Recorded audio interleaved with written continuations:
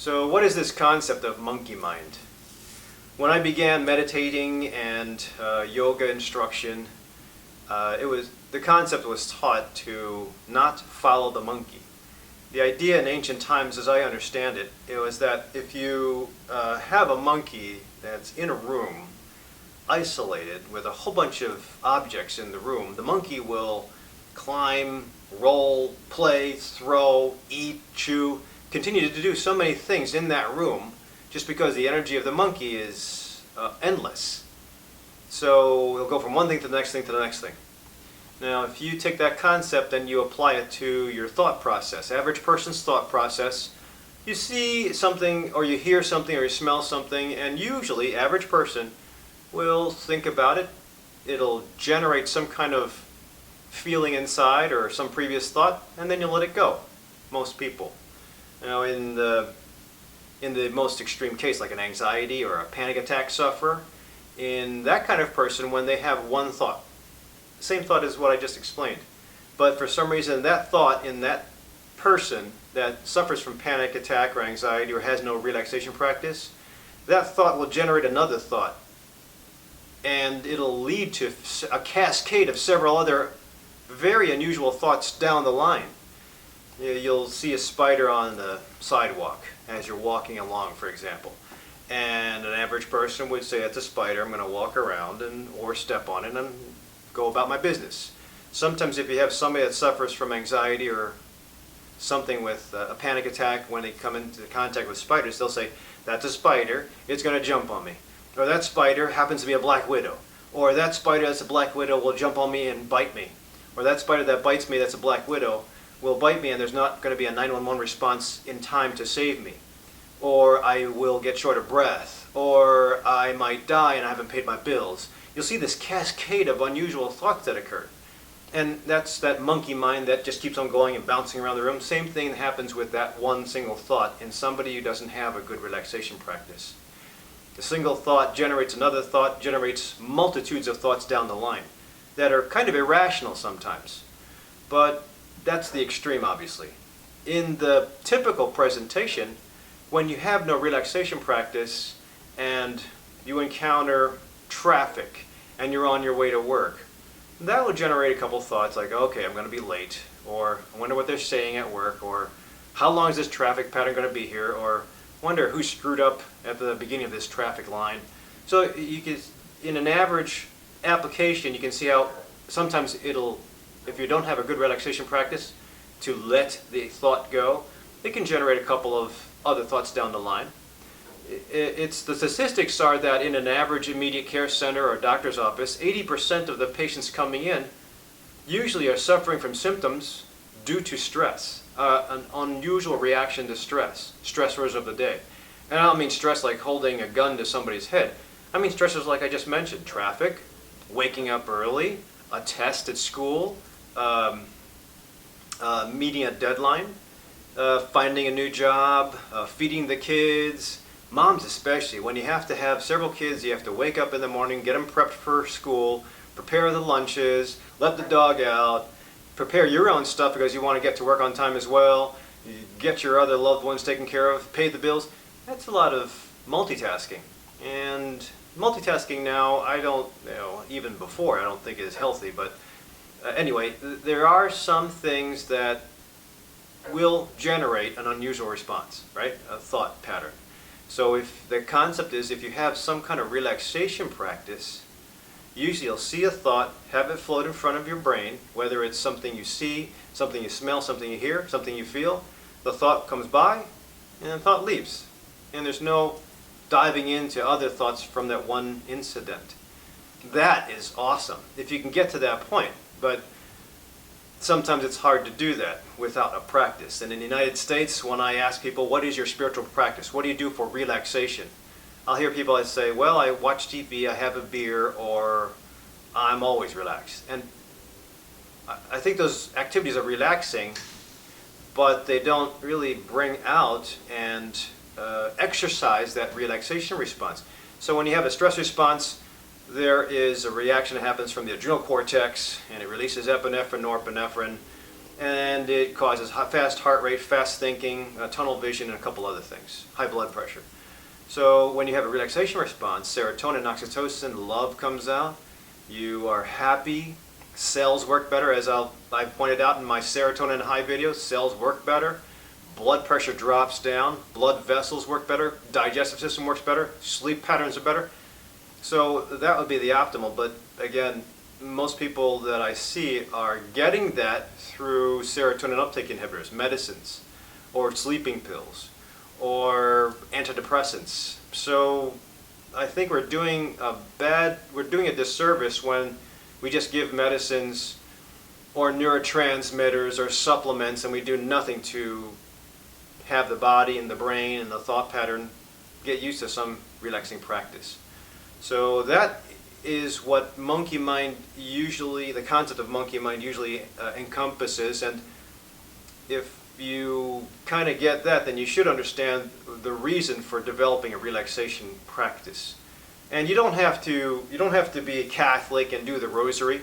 This is my wife's rosary. I remember when my mom, when we were growing up, we'd always have to gather, I think it was after dinner time, sit on the steps, the whole family, and go through the rosary.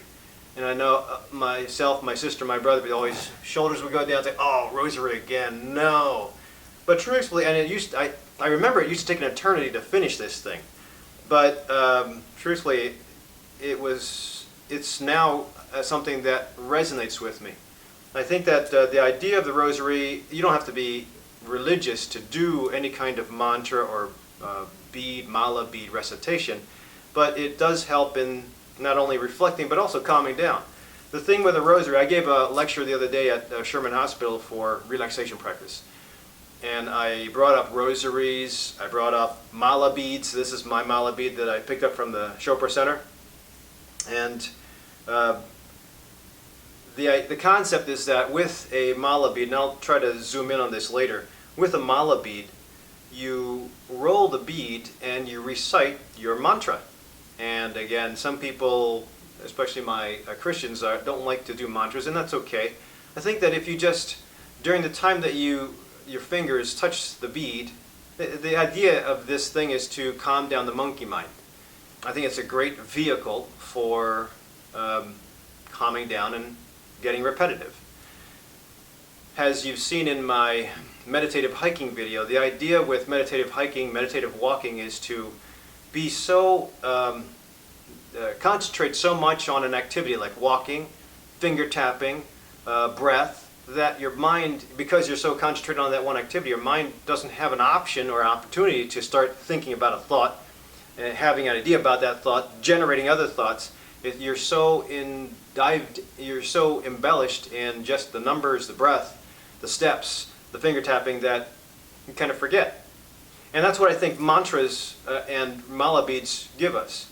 The malas are 108 beads, all stringed together, and either gems, jewels, or wood. This happens to be DrRic beads. And the idea, again, is to just roll a bead, recite a mantra, or do a breath count, and then roll onto the next bead. The idea is you keep on going down, and the mind always has the next bead to think about, the next bead to think about, the mantra to say, the breath to work, and it keeps you focused on this instead of focused on the monkey, if that kind of makes sense. And you don't have to be religious to do this, and you don't have to buy any fancy beads to do this. But really, you can do it with mala beads. You can get them cheap online. DrRic seeds, I think, are very holy. But again, it's just a matter, really, in practical sense, it's just a matter of having something that you can touch, having something in your mind that you can go through. The mantra is a mind instrument, mind tool. So saying something in your mind will, over and over and over again, will also kind of get you away from the monkey and watching the monkey and generating thoughts. It'll keep you focused on this. And if you go down the line, whether you do 100 of these things and go back around and do another 100, the idea again is to, with breath, with rolling the beads, and then with your mantra, you kind of dive into that only. And that just overtakes any other thoughts. And if you do that, the relaxation response comes out. And what better way to get your serotonin and your oxytocin up than to just do this, versus me giving you a pill and having it falsely elevated. I don't want to step on medicine too much, and definitely I don't want to step on neurotransmitters and functional medicine, but I think there's reasons that there's ways to develop a relaxation response to control the stress response that aren't medicinal or supplements. And you just have to have a coach or somebody design or show you how to use this thing. I see a lot of people wearing these things on their wrists and around their neck. This is what I wear. I keep it with me all the time. Sometimes I don't really go to it anymore because I think I'm pretty good with my practice of meditation. But sometimes in times of stress, I'll go back and start feeling the beads and then going through the recitation. I used to always do this before giving talks at Whole Foods.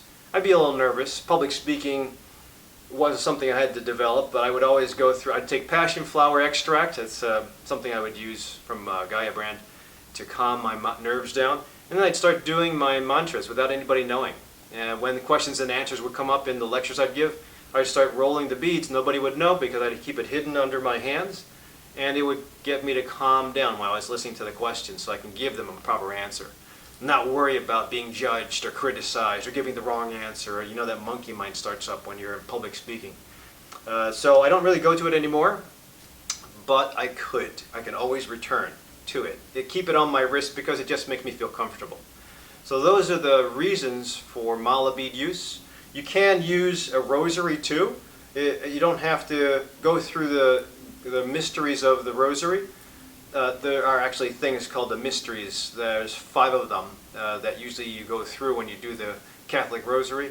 Hail Marys, Our Fathers, those are just prayers in our religion, and a set routine for going around and doing the rosary. There are people in the Philippines who still do this, and it's comfortable to them and helps them relax, and I think that's very reassuring, especially in times of need or stress. But the idea again is to do all this stuff and develop a relaxation practice before the stressor, before the high blood pressure, before the diagnosis of heart disease or cancer.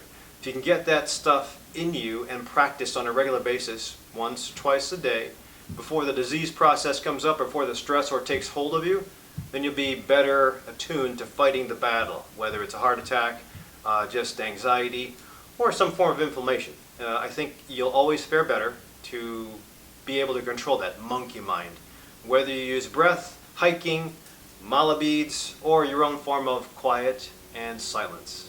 The use of a mala bead or a mala is to count your mantras. So this is the one I picked up at the Chopra Center. I'm pretty sure you can see it now. These are Rudraska beads, considered holy in India, from the Rudraska tree. And these seeds, which you might be able to see better here. See, there's texture to these seeds.